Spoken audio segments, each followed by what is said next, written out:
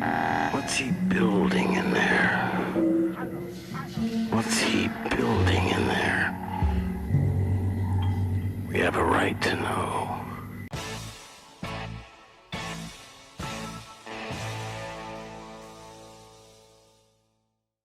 All right. Welcome, everyone, to this week's episode of Reframing the Narrative. This week, we are super excited to have two guests, one being a surprise guest, and we always welcome more to the conversation. This week, we are joined by Denise and Hummux, a sister and a brother in arms in activism, and really exploring the truth of what really is in our world and what happened in our past. And that's part of the discussion today is really, in Denise's words before we went live, talking about her story and some of the examinations that she has made on that subject.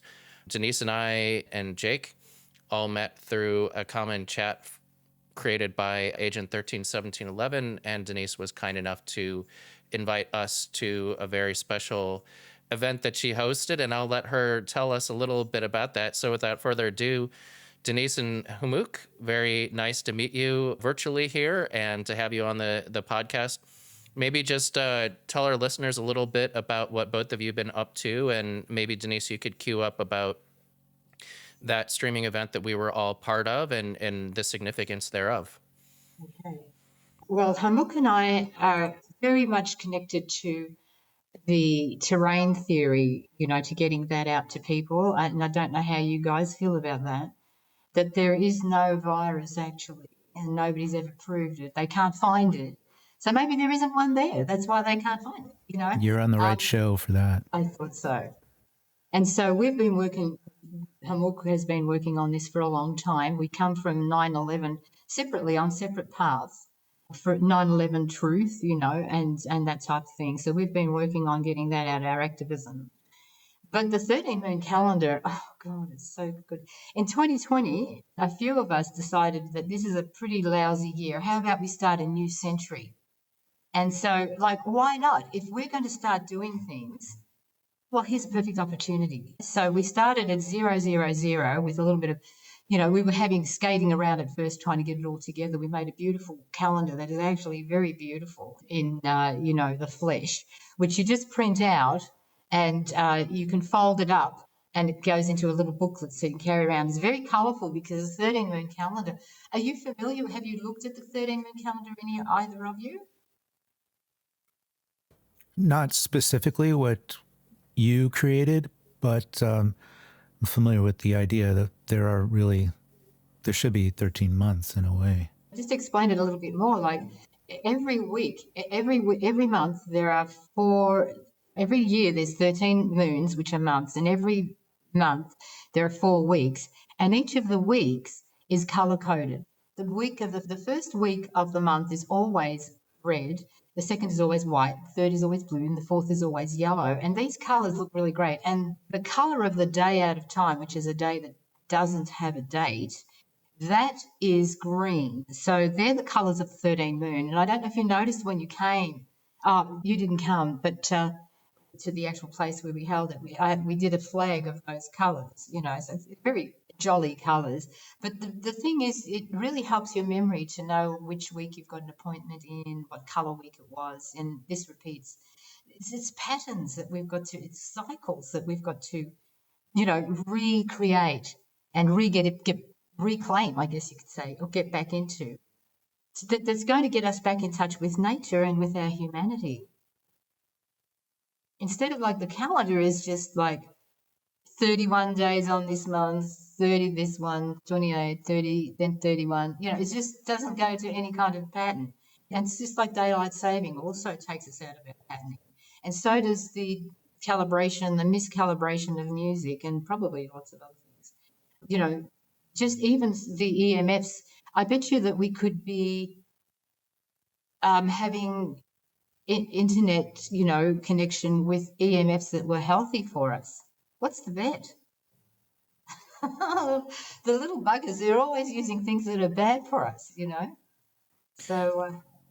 Yeah, furthermore, and not to interrupt your train of thought there, but I've started to really consider the possibility that a lot of communication could happen for free through the ether, just as we should be able to channel energy that way too.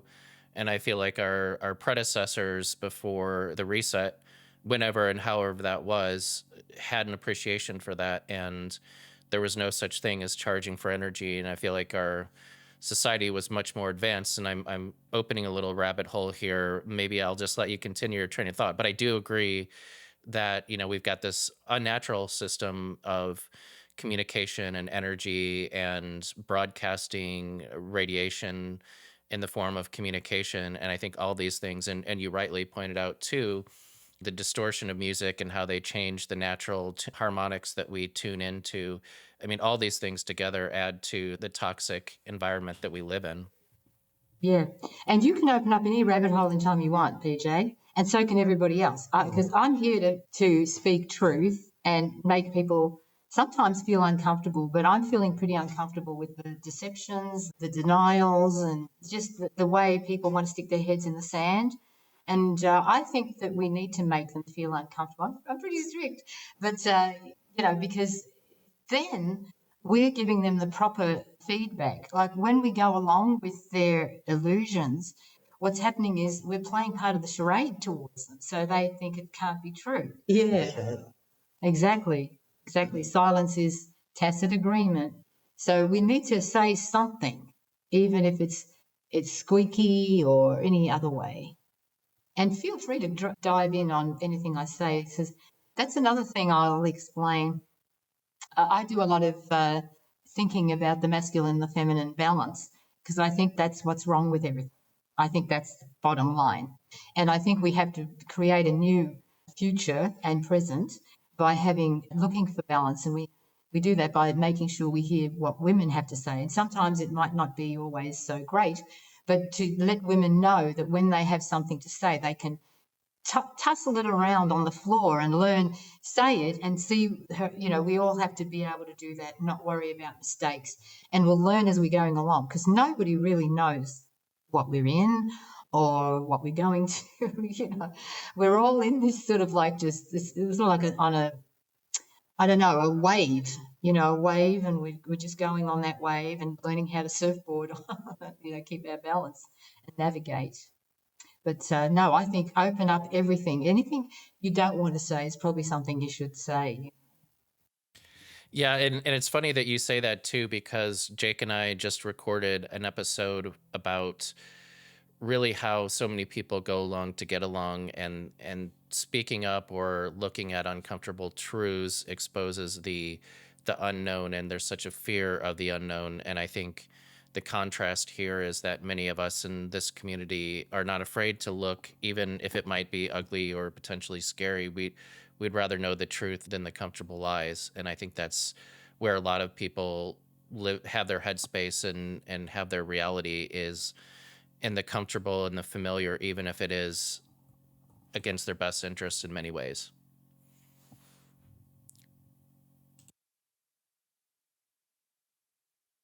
But the real reality they're trying to feed us is no longer palatable. It doesn't. We learned that. We were taught that. But now, for me, it's since COVID. Everything was upside down all along, but I didn't know it until COVID. And at that point, I was able to get motivated. I was in 9/11 pretty deep. I'll just give part of my introduction here. I was in 9/11 for a long time, and in 2004, I started videoing the superstars in the 9/11 movement. And I founded 9/11 TV, and the stuff is up there, except the pictures aren't there because YouTube deplatformed me in 2019, and just in time to get on with it. But I was okay with it by that time because I had discovered Ho'oponopono, which is a way that I use to meditate to get in tune with the universe. And that is what I call voluntary enlightenment. Once you do that state, you'll see clearly how it all works. And you don't get it right or wrong anymore. You're still the same human, but you know that you are in tune, because you get a whole series of synchronicities that come back to tell you that you're in tune with the universe. It's very clear. You don't have to worry about it. And do you practice that at all, TJ and Jake, do you ever practice Ho'oponopono? Ho'oponopono. It sounds Hawaiian, is it? Yeah. It is. It is. It's an ancient Hawaiian meditation. It was for family reconciliation. And if any family that needs reconciliation, it's planet Earth. And the woman who I read about, Lorna, released it at, I think it was 1883 at a Ho'oponopono conference, released it to the public. And it had never been made public before. And it always required a kahuna to do it. But she said, I don't know if she ever said this, but what I saw was, you don't need a kahuna. You're the guy or girl. You're the one. You're the one that's making up this whole world, and get on it in a good way. Otherwise, it's going to be a mess, and everybody has to do that. Amen to that. It harkens back to our conversation, Jake, with David Rodriguez about we are the ones. There's no one else. It's us who have to. Yeah, I get we are the ones. That's right. And our most recent episode, which I am in the process of uploading, so it'll be up there by the time our viewers get to this episode, with Medicine Girl. Very well known on Substack and not afraid of speaking her mind and calling things out the way she sees it. And her tagline, her slogan in her practice of wellness is, "You are the medicine." Yeah. And so I think what we're getting at in the beginnings of our conversation are just being in tune and attuned, and that's almost a pun on the music and the frequencies. But also, you mentioned the cyclical nature of nature itself in our universe, and we're so out of that. We try to impose our own structures on things. My question that came to mind immediately when you said you're an activist, it's a theme that we've been working on here. I think we've been kind of refining is the whole idea of not defining yourself as opposite or opposing anything. That kind of activism is what we're given in going out on the street and holding signs and opposing the latest thing, right? Yeah. So what form does your activism take when you've reached that awareness that really all you can do is change the world inside of you and go from there, go out from your own world inside of you? And the answer to the question you just made, that's how I do it. I go on the inside, and the whole Ho'oponopono, I get the peace of mind to do that. And what I'm learning about is how to express unconditional love, which at one time I didn't even know existed, or Christ, that sort of stuff. But now the part about confidence, when we're in a space that we're safe enough to be confident, then we have the ability to express unconditional love. It's possible because you're in a good mood or whatever. I don't know how it works, but it works.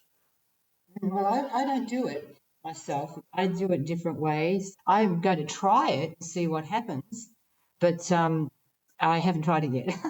I feel more like the type that will design the systems for the new sovereign era. I think we're starting a new era, and the 13 moon celebration that we did on year 005 just passed, that you both were appearing on. To me, that's like a milestone of a new epoch. It could be, if we want it to be. And so we start doing our own things. We start looking for land. We buy land, and we do in this. Just say it's like a private membership association, but it has no formality like that. All it has is the formality of, if you're going to be in it, we all decide everything. There's a new way of thinking, because now we can always count numbers of things that people agree to or don't agree to, simply, with the technology that we've got. So we buy land and we start to live on this land the way we deem, not the way we've been told. And we tell the municipality that we will pay property taxes for 5 years, and it's going to be reduced by 20% every year. But from the very beginning that we get the property. We don't want any of their services. We don't want their water. We don't want their electricity. We don't want anything of theirs. We don't want their sewer, nothing. We don't want their emergency vehicles.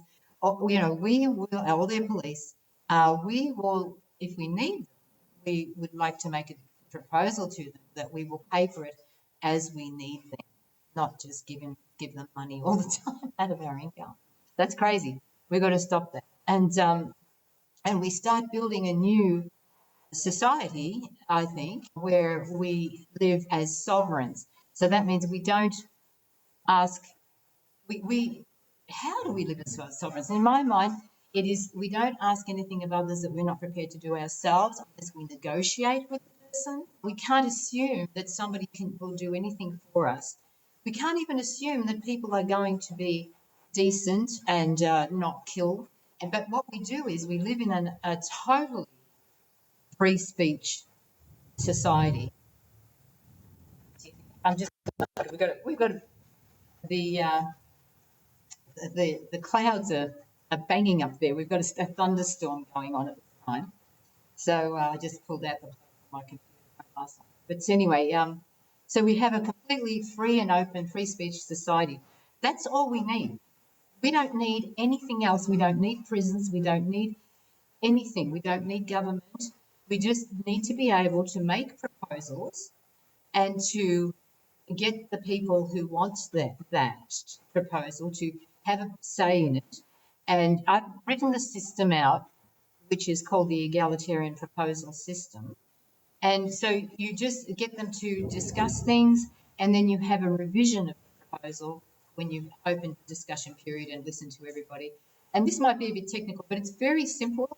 All we need is to have a website that we can run this on, and the computer spits out so many people voted yes for your proposal or no. If it's yes, it goes directly into implementation, and the proposer is like the CEO. He has to handle, or she, the proposal and to bring it into action, and that would be part of the proposal. They would be putting that in to tell the people that how they've worked it out. They might have worked out what contractors to pull in to make the project work, and how much it will cost, how long it will take, just like a CEO would. So it makes you and me and everybody the CEO of our proposal. It doesn't have to be a major proposal, any proposal.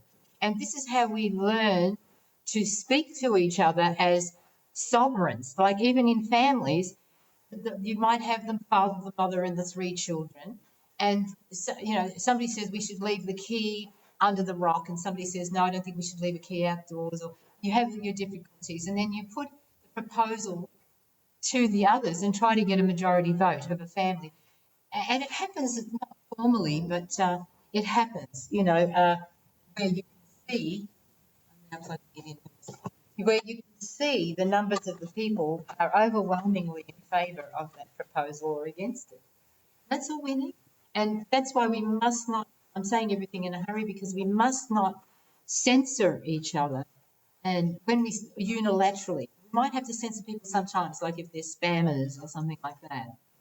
But we go to the vote. If we want to get people to stop expressing themselves, we need to go to a vote, because that is a very serious matter to censor someone. Because we don't want to be censored, do we? So we treat everybody like that. Yeah, I mean, the system you've described sounds ideal. And I guess the question in my mind is, how do you prepare, or how do you defend from the threat of the larger government that exists today and their ability to use violence to sort of force you back into their system? I mean, how does that work in your mind? I get you. I get you. And so the way I think to do that is to stay small and numerous. So how we do it is just say, like we're talking about the model of this land that we get. We might get 17 acres, and on it we might put 5 yurts on it, and everybody grow their own food and do all the things, and also offer the food freely to the community that you're going in, because you're not going to be paying taxes. You're going to be paying 20% less every year, so that you give the government workers a chance to find other jobs and do it. There's no excuse. This system has to go. And so how are we going to do it without with the least amount of shockwaves, right? We don't want any more chaos. We've had enough. So we can stay small. So just say you've got 5 people on that little property, and then it takes off, and then you have 10, and then it's starting to look a little bit crowded. So before you form a group like that, you decide in the very early stages how many it will grow to. And once it gets to that number, you get 2 people from there to culture and all the new people coming in another one. So what happens is you stay small that way. You know, it is a system for staying small. We've got to understand we're a lot of people, and how we can also recognize how big we're growing is by the way people are writing the date of the calendar. So if they write the Roman calendar and follow it by the 13-moon calendar, then we can see the numbers of people that are starting to adopt sovereignty. So we can see how many people are in our sort of ranks, you know what I mean? And that way we get to see how our power growing. And there's a lot of people wanting the system. Nobody wants it. The only reason people want it is because they know that they'll get into trouble if they don't go along, because nobody wants to pay a third or more of their earned income to virtually to crooks, but who, and liars who tell you they're going to give it to you in your favour. But imagine how much money they have racketeered, and all our ancestors' blood, sweat and tears and toil has been gone into their coffers, to do whatever they will. Absolutely. And one thing that I'm curious to hear more about, kind of along the veins of the growing awareness and just movement of people who are pushing back against the system we were born into. Hummux, you had mentioned 9/11 and then 2020. I've already told my story, and I would imagine there's some similarities there, but maybe Hummux and Denise, you can tell us a little bit about what sort of peeled the scales off of your eyes and your exploration into deeper truths and reality. 9/11 was a big deal. I knew in the first week that I went down to the library, didn't have a computer at the time, went to the library and looked it up, and the F-17s they couldn't fly that slow. So that was over by Thursday. And then later on and subsequently, I found out that the head of the engineering department at MIT wrote an article justifying the pancake theory that was published on the Thursday of that week. And so there seems to have been some pre-knowledge of what was going on. So stuff like that all fitted almost instantly together for me, what was going on. And I was going to do anything to undo it. And it wasn't until 2004 that I saw Building 7 and really got proficient at what was going on. Went out and found the people that were doing the talks and getting it on DVDs and getting them out there. It was just, it worked. And I ended up in Sydney, Australia twice giving presentations there, invited over. And I was a personal companion along with Richard Gage going to Australia and other places. I videoed him many, many times. So we got to be good friends, and it's all it's been a good life. It was my family. It still is. 9/11 is my family. And then early in 2020, I went with a group of people that had been working together. And one of the things we've been working on was education in Zionism. And so we had a project in New York that once a week came to this woman's house. It started out with 30 people and ended up with 3. And the study was, what's it all about, guys? What's it really all about? And first thing we learned was the 3 pyramids, the 3 pedestals of Holocaust. And that's what's holding together everything on the planet to this day. So there's a wild story in there, and I don't need to tell it again because you all know it. The one I want to tell is how did I, with Ho'oponopono, which is about taking total and utter responsibility, deal with Gaza. how could I have committed that? How could I have done anything to that? And I don't really know, and I probably never will. But the image that came to me in answer to that question was Gaza is the chrysalis of a caterpillar turning into a butterfly. And that's all I know now. It's what's going to make us change. It's what's going to keep it in our minds that we can't keep going down, spiraling downwards in despair like this. It's so unnecessary. Yeah, I'm definitely out of despair. Yeah. The thing is, we're continuing to create their agenda because we talk about it so much now. Every email I get is about like, oh, the CDC is doing this and the Bilderberg group's doing this, Davos is doing this and all this. And it's always talking about how powerful they are instead of us talking about what do we want, kind of life we want. You know, like let's imagine it, let's do it. And there's lots of people. So the kind of life I want is I imagine hemp to replace, no, not to replace, to start a new economy while this one's going. We don't have to worry about this at all. We don't have to even think about it because we're putting our energy into it and that's feeding it, that's giving it air. So we've got to give energy to the way we envisage our lives to be. And I imagine that we don't need petrochemicals. We can start new society. I would like to see, and this is a dream, I would like to see the Indigenous Americans use their I know it's a long shot, but use their casinos to make hemp processing plants. And we use their land, all of us together. No more of this, I own this land. It's land. We'll figure out how to allocate land. So you've got it all your life.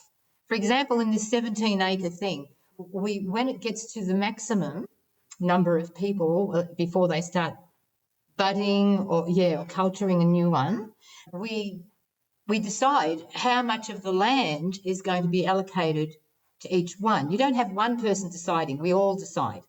And so you might split it up into 10 when it gets to 10 yurts, right? And you might talk about which part you want to keep, and that's for the rest of your life. Now, your children don't get it, but when you die, somebody else will get it who needs somewhere to go. And there's also in these what could you say, villages, free speech, sovereign villages, we can name it later, we take on a percentage of disabled people or elderly or one or the other, so that the whole thing, the whole village, the people in the village take care of the ones that can't work, right? But they can still do something. They can still read to the children if they're elderly, or if they're disabled, they could still come out sit with the people who are doing the crops and maybe shell peas. I don't know, whatever. But everybody has dignity in the world that we want to create. And I'd love it if we could start talking about that world instead of this world. So horrible. So what you're saying is reframe the narrative.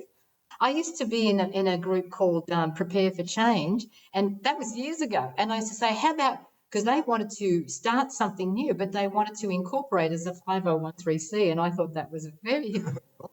And I just wanted to go out on a limb and just start a whole new way of thinking. It's going to start small, so it's just going to be, small fry stuff. And that's how it should happen, because when it's big, it usually means somebody's putting an influx of money or assets. So we have to be very clear when that happens, and it has to be everything public, except for confidential things between your personal life. But everything to do with the public space, will be public. And so there won't be any censorship. So what will happen is psychopaths will go like this. And they'll just fade away into the background. They'll just go back into their closets. And they'll know that they cannot in a world that has free speech. And that's something to celebrate, isn't it? Like, we make the conditions right for good people to prosper. Good people who care about others, caring. And think about, we try to think about everybody to fit them in. And if we do that, we'll get back to who we are as humans, because we're really quite magnificent. Did you know that? Absolutely. Yes. Jake and I were actually just talking about how everyone has this potential to create and really change the world and really contribute something unique from them to the world.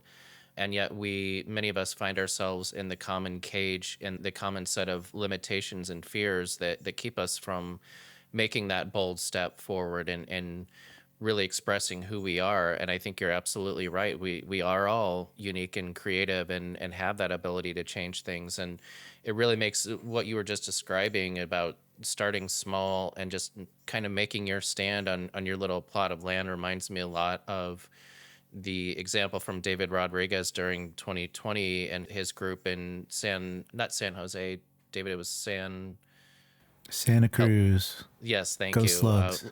Yeah, maybe we need to edit that little brain fart out there. But Yeah, anyway, go ahead and rephrase.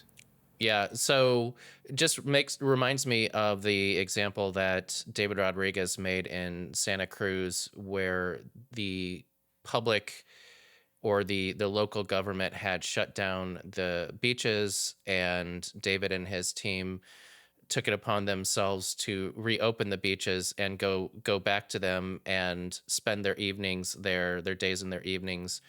And they declared that the beaches were open, and that eventually led to the government saying these people will refuse to be ruled, I believe, if I'm paraphrasing that somewhat accurately.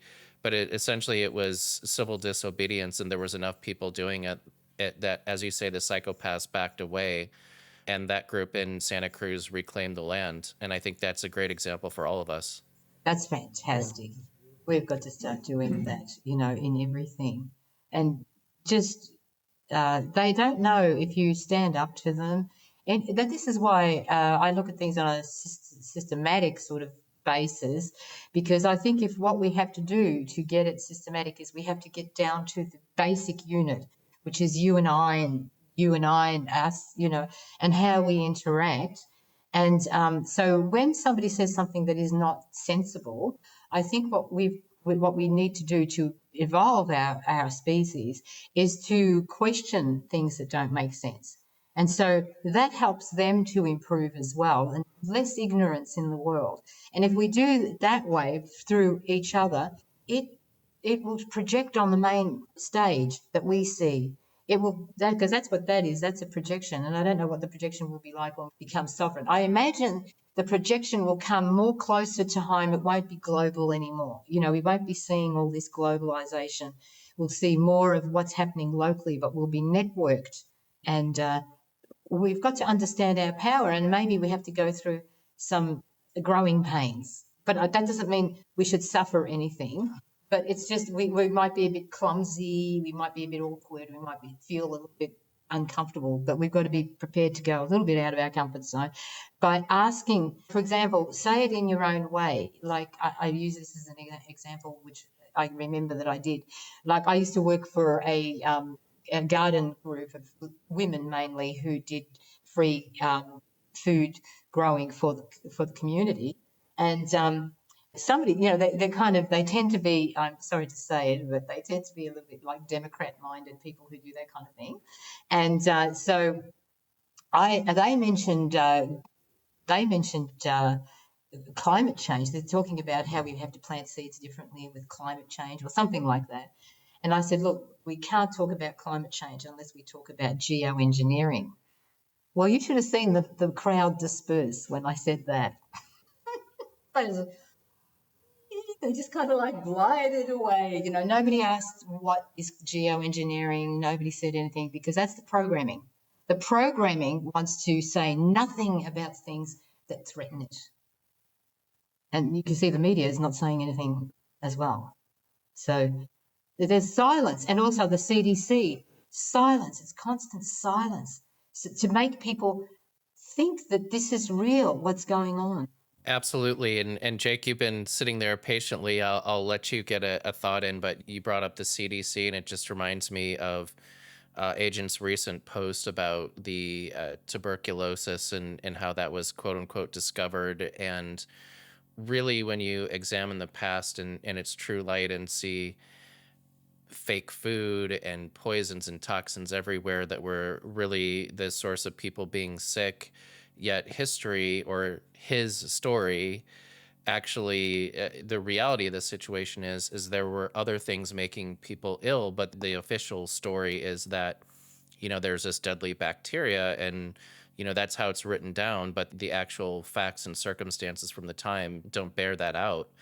And as you say, there's usually silence when one decides to question this story that we've been given or to reframe the narrative. And the simple reality is, again, most people would rather stay in the comfortable lies zone and not really think about the different set of narratives we've been handed and how those might be misleading us in some way. And in many ways, leading us to further poison ourselves or harm ourselves through big pharma solutions. And that's just one example of where knowledge really is power and can change your health and other people's outlooks when you do challenge those narratives. Yeah. It makes you stronger, it makes you stronger and to go after things that make sense, that's rational. It gets out of the superstition mode of thinking and goes towards rational thinking where everybody has a say. And that's how we get to learn very quickly what the truth is, because we can see the way people are answering. If they're trying to make up stuff, we get the picture. That's why they don't want talking. That's really why they put the mask. I want to say something about when the COVID was on. There was another very courageous man who I used to talk to. He was in California. He was I think he was around in his 40s, and he would go into the place where he got food without a mask and stand up to these people. He would go into the store and he would film it all, and he would tell them how they have no standing to give these kind of orders. But at the time, he was really going out there, really cutting edge, like battling it. And they'd call the police and he'd stand up to them. And he was always very cordial. But it just got so out of hand when people think that they can have a say over someone. That means nobody is safe. Nobody, not even themselves, but they don't think it through. So that's why we have to question the people in our lives who we meet and who we talk to. If that something doesn't make sense, it's that simple, really. I remember that guy. He uploaded probably to YouTube before the big deplatforming of 2020, 2021 happened. But Peggy Hall was doing the same thing as well, and that's how she came onto my radar. And she's come around as well a long time ago, actually, on things like the non-existence of bugs that attack you. And she's done really good work on things like, you spoke of geoengineering, the unnatural wildfires that aren't wild at all, things like that. But yeah, that was a whole education. And I find it somewhat comforting that every time there's one of these really, it's almost like a tyrannical move by whatever forces want to assert their control over us, it awakens so many minds and spirits. Mm-hmm. And so I don't know if you agree with me, but 9/11 was a gift in the sense that it woke me up to certain things.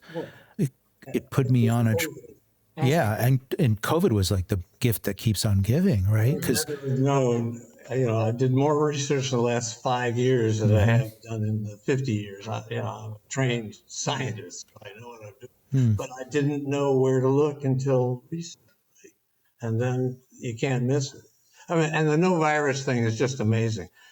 We can now prove that viruses do not exist, even though you're not supposed to be able to disprove negatives or something like that. There's some logical fallacy that I'm invoking here, but I don't know about that.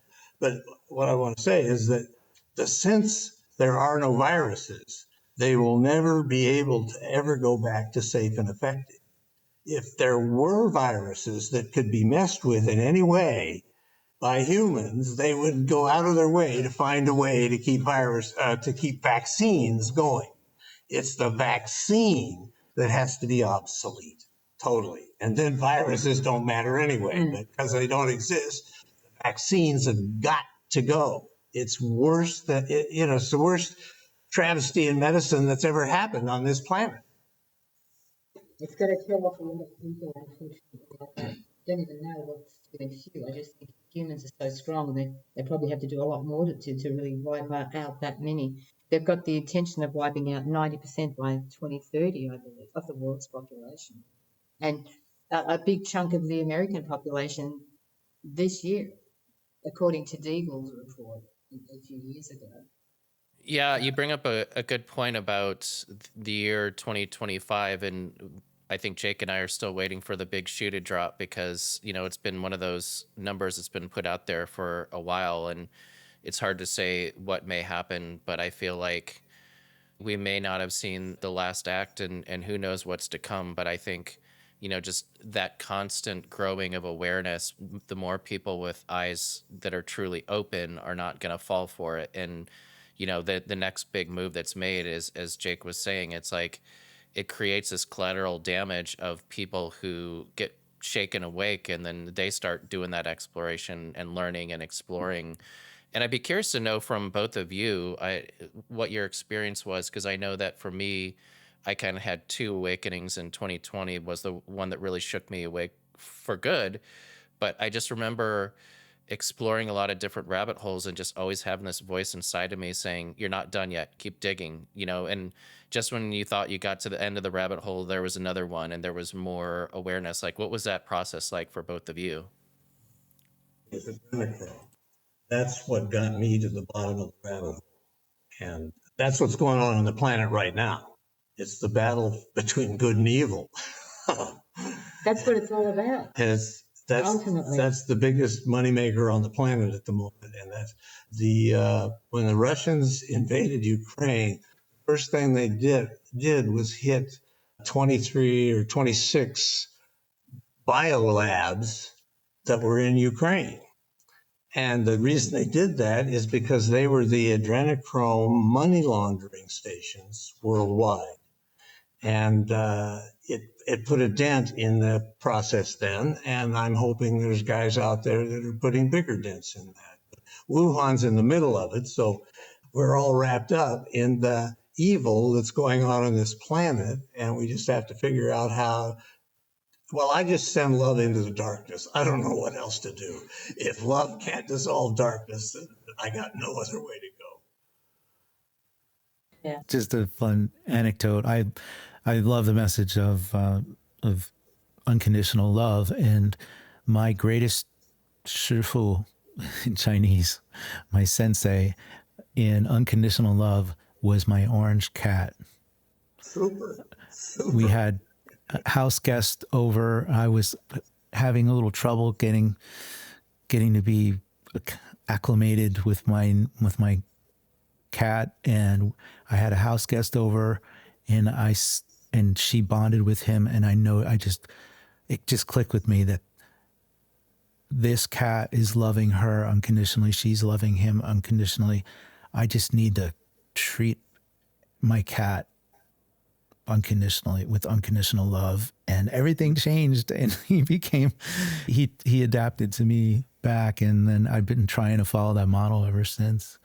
You're sending out emanations, and Yeah. so you're feeding I think we don't know what kind of a realm we're in, and I think we need to discuss what kind of a realm is this.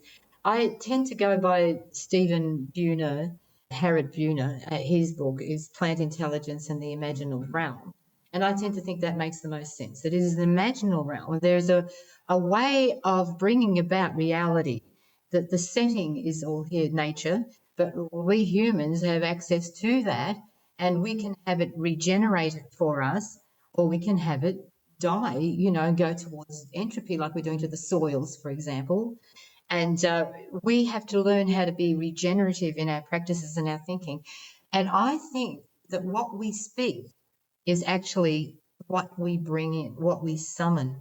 It can happen personally first, and then it starts to happen more and more because we're getting back to our, what I call archetype, but we're actually further ahead than the archetype because we've had all these eons of experience through our spirit, I guess. And so we're heading into a most phenomenally fantastic world where everybody will be stimulated by work. We call it work now, but it will be something that we'd want to do to rebuild. For example, imagine the Gazans going back to Palestine with the world's support and encouragement, and people go there and help them build again in an art-based world, not in the same based world, a new world.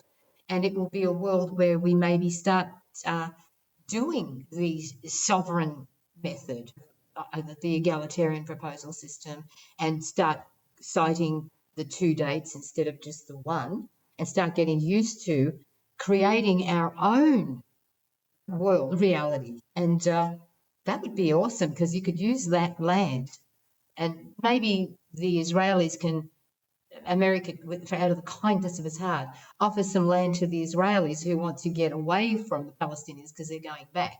But people who want to live there together can. Look, this is simple, right? It's not rocket science. It's so simple.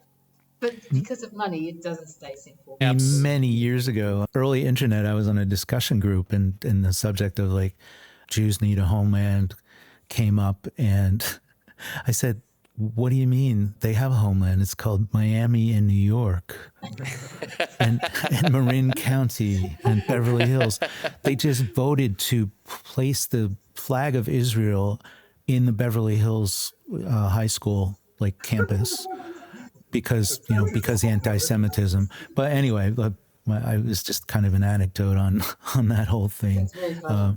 Yeah, I mean, we all deserve a homeland, and I think tying back into last week's discussion, we were talking about, I kind of coined the phrase, the permaculture of humanity. So part of that is just recognizing that some people are weeds, some people are sunflowers, some people are trees, they're ash trees, whatever it is, and we recognize those characteristics and how they all fit into our society, and we'll all be a little better off. But it starts, as you were saying, from inside. Yeah, and the psychopaths have to live amongst us, and we need to hear from them so that we know who they are. And then once we know who they are, then we'll keep away from them. But there also needs to be, I mentioned this with Hummux, there needs to be a pathway for them to enter back into society. It has to be all voluntary, and the people have to agree to it before they'll have any bar of them.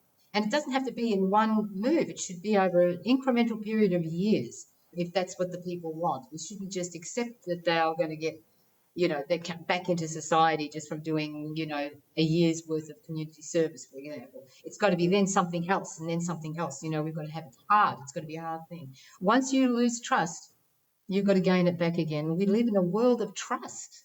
That's the kind of world I'd like. Absolutely. And I that resonates with me, as well as I think one of the big takeaways that Hummux put out there for us is unconditional love. And I think that's where it all starts. But I love this discussion. It turned into something we didn't plan, and that's what I love doing every week. And certainly, Denise, we need to have you back for a part two in the future and actually talk about what we intended to, but I love things being organic and developing as they will. And that being that we're time limited today, maybe just tell our listeners a little bit about where they can learn more about the society that you're building, where they can learn more details if they want to get involved, or just how to get in touch with you. Yes. Well, I write on Substack, Denise Ward, .substack.com, I think. But I go under the name of Sociophiles, and that means people who like people.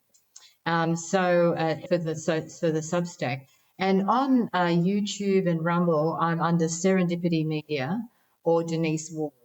Serendipity Media is something that I call it a media collaborative, where I'm hoping that we can start doing the media ourselves. We don't rely at all on the media. We have news media, collaboratives of media, and we have advertising agencies for activists and truth people and freedom community. And we get off the money, and we have things where we start to find other systems that we would partake of and make it beneficial for ourselves, you know. And also we should have databases of births, deaths and marriages and start creating a new foundation of a society. Right? It would be fun. Amen to that. Well, thank you so much again, Denise and Hummux, for the surprise appearance. We'd love to have you in the next discussion as well. And to our listeners, stay tuned. We have a lot more coming for you next week. Awesome. Thank you very much. I Thank want to you. say one more thing, if there's time. Virustruth.net is where you find out about no virus. And keep in mind, that means no vax.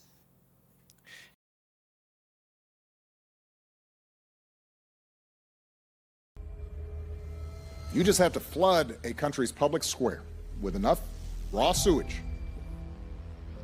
You just have to raise enough questions, spread enough dirt, plant enough conspiracy theorizing that citizens no longer know what to believe.